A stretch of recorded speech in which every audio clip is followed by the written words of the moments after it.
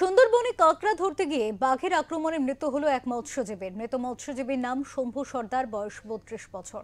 সুন্দরবন লাগোয়া কুলতলি ব্লকের দেউলবাড়ি দেবীপুর গ্রাম পঞ্চায়েতের কাঁটামারি এলাকার বাসিন্দা তিনি।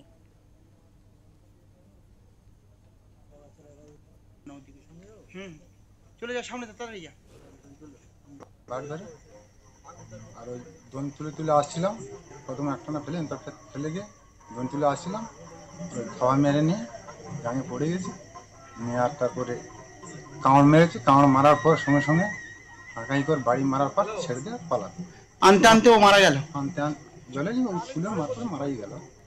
তারপরে নিয়ে তুলে নিয়ে বাড়ি দিয়ে চলে এলাম।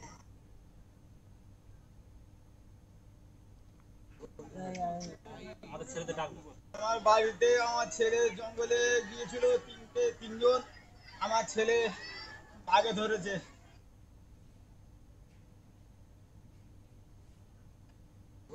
জানা গিয়েছে রবিবার সকালে কুলতলির কাঁটামারি নদীঘাট থেকে অমৃত সর্দারের নৌকা নিয়ে ৩ বন্ধু কাঁকড়া ধরতে যান।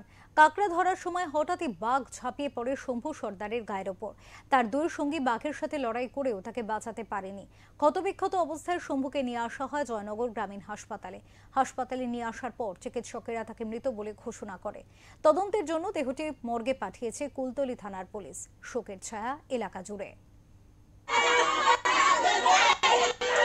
সকাল 8:30 9টার দিকে এখান থেকে নৌকো ছেড়ে ওরা নদীর উদ্দেশ্যে রওনা দেয়।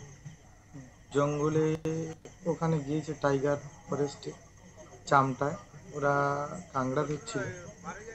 তো হঠাৎ বাঘের আক্রমণে শম্ভু সর্দার বলে ওই 3 জন নৌকোর মধ্যে একজন, ওরা 3 জন গিয়েছিল অমৃত সর্দার, বিজয় সর্দার এবং শম্ভু সরদার। যিনি নিহত হয়েছেন ওনার নাম শম্ভু সরদার। ওরা বাড়ির 4 জন ফ্যামিলি, বৃদ্ধ ঠাকুমা আছে আর বাবা মা। শম্ভু সরদার উনি আছেন, ওই একজন উপার্জিত সদস্য। উনি নদী খাল করেই ওনার সংসারে উপার্জন হয়। আজকে উনি বাঘের দ্বারা আক্রান্ত হয়ে নিহত হয়েছেন। দক্ষিণ 24 পরগনা থেকে বাবলু প্রামাণিকের রিপোর্ট, ওঙ্কার বাংলা।